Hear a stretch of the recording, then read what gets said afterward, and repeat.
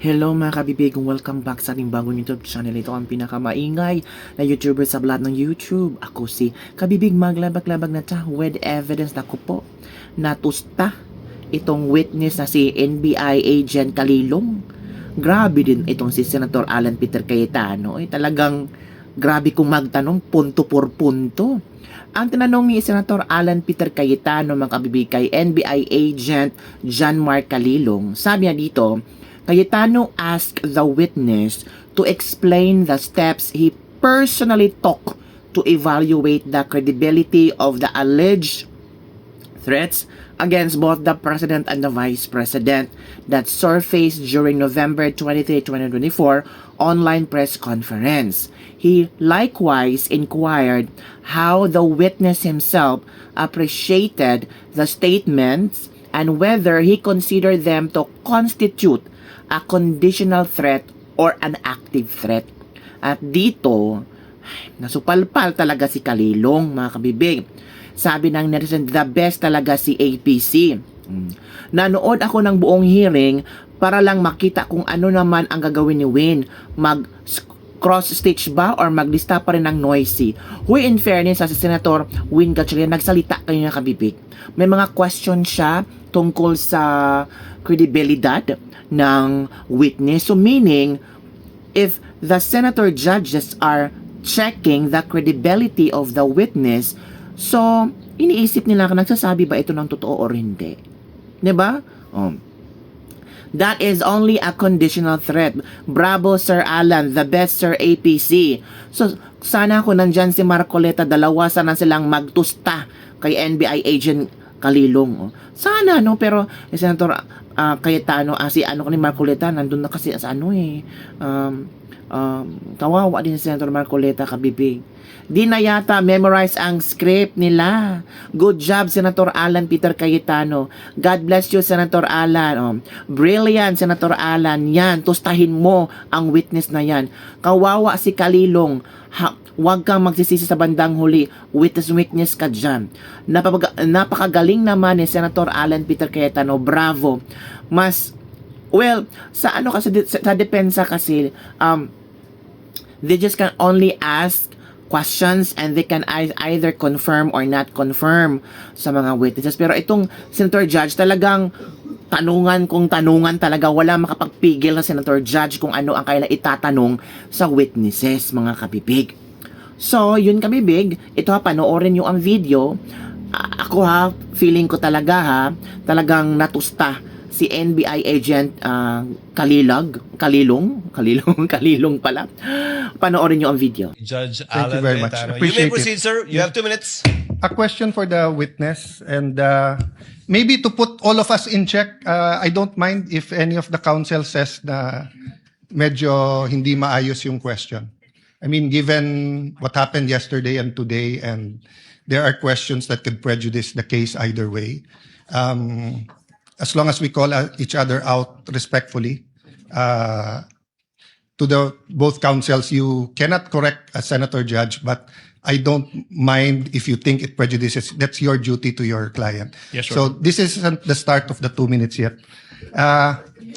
Sa magandang hapon, Mr. Witness. Good afternoon, Your Honor. Medyo mahaba na yung pag-upo mo dyan, but allow me a few questions. No? Yung circumstance lang, so paano nagsimula yung investigasyon na na-involve ka? Were you from the start o hindi? At written instructions ba to? O sinabi, oy, may investigasyon tayo? Just konting clarity, paano na umpisa yung specific investigation? And was it based on the November 3 video? Tama ba? November 23, Your Honor. Okay. It all started, I received a phone call, sir, from my executive officer that there is a video wherein there is a statement given by the Vice President, which is classified as threat, and I was tasked and assigned to investigate the case, sir. Okay. So basically, ganun yung pagkasabi na I'm tasking you to look at the video, investigate. Yes, Your Honor. Were you working alone or with a group? With a group, Your Honor. NBI group?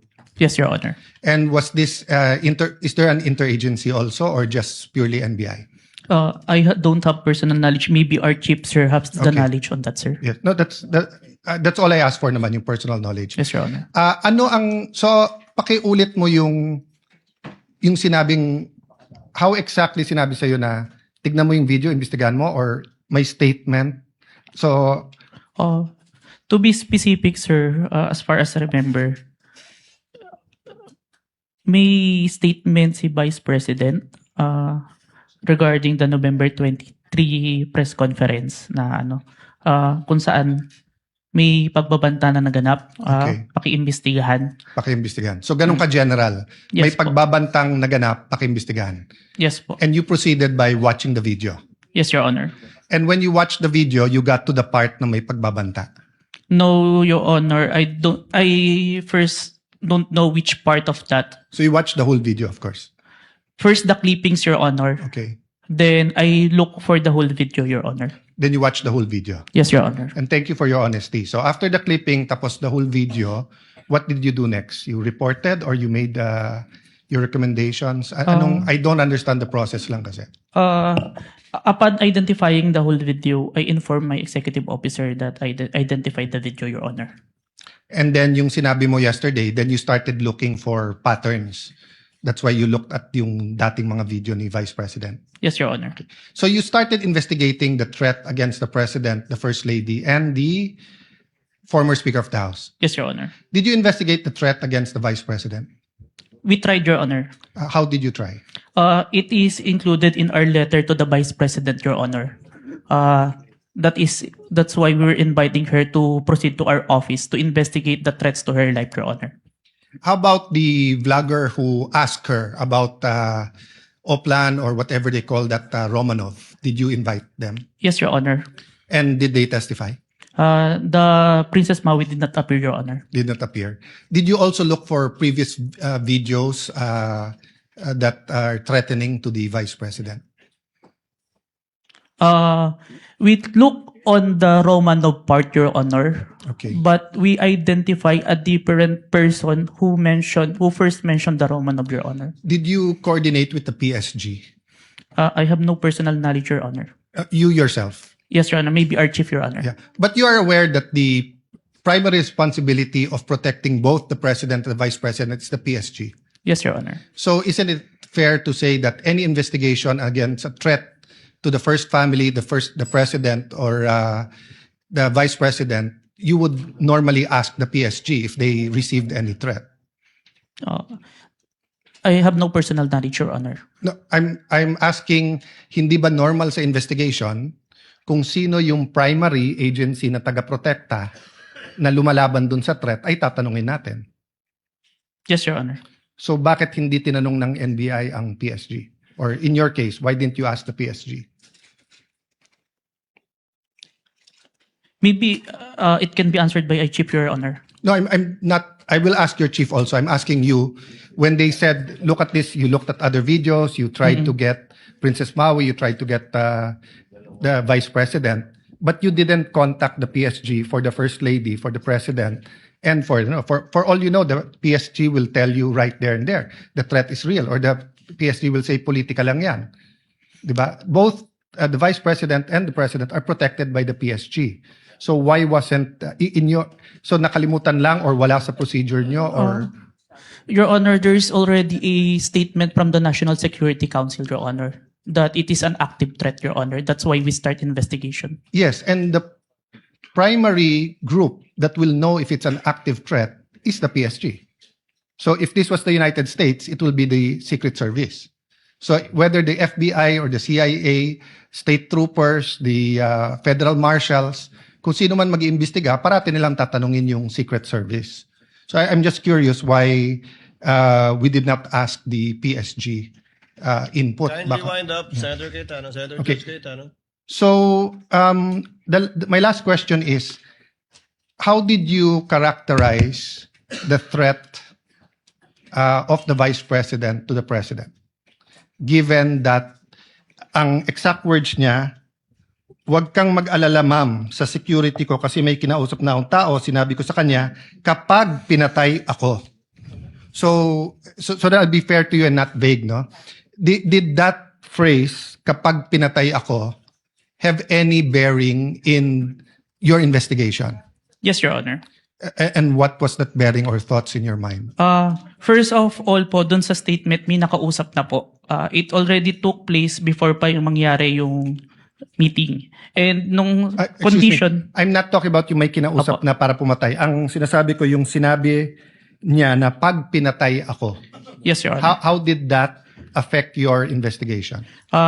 There is a condition na kapag pinatay siya. But as we can see, it's only applicable if there is only two parties. The statement make a loophole wherein a third party can use that na kapag namatay si BP, ma-execute ngayon yung statement ni BP na may nakausap na siya without the participation of the one mentioned, the President, the First Lady, and the Speaker of the House, Your Honor. That's fair. But what I'm saying is that in your reports, did you characterize it as a conditional threat? Kasi kung hindi naman siya pinatay, the logical implication is that there's no threat against the... So I'm not saying it's not illegal, immoral to contract a killer. I'm just trying to follow the logic na pag sinabi kong pakukulong kita, Mr. Witness, pag nagsinungaling ka under oath, then it's actually not a threat. It's a legal... I'm just telling you the law, di ba? Pero pag sinabi kong pag hindi ka sumunod sa akin, ano yung kita? So, that's my last question lang. So, how did you characterize that? It wasn't a conditional in your mind? Because may kinausap na? Even with or without, sir, it's still considered a threat as long as the I person... have no doubt there. I'm just asking, is it a conditional threat?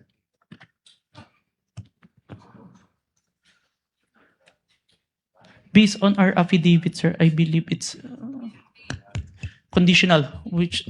Based in your affidavit. But your initial assessment, yung personal mo as an investigator, this is an investigation of the whole NBI, but yung personal mo. The threat is absolute, sir. Okay. Thank you, Mr. President. Thank you. Thank you, Senator. O anong masasabi nyo? O, diba? Parang yung iba kasi they interpret, they observe, sabi ng ibang netizen, naku, nataranta na. Naku, parang kinakabahan na siya. Naku, yan na, sasabit na yan. O, di ba, sumabit. Napaamin ni Senator Alan Peter Cayetano. Depende na on how you able to assess the way the witness able to answer the question.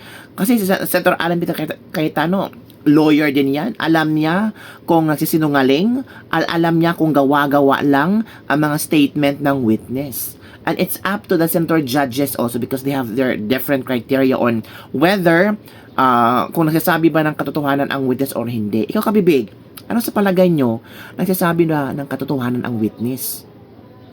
Yung iba nagsasabing, naku, hindi yan nasasabi. Drama-drama script lang yan.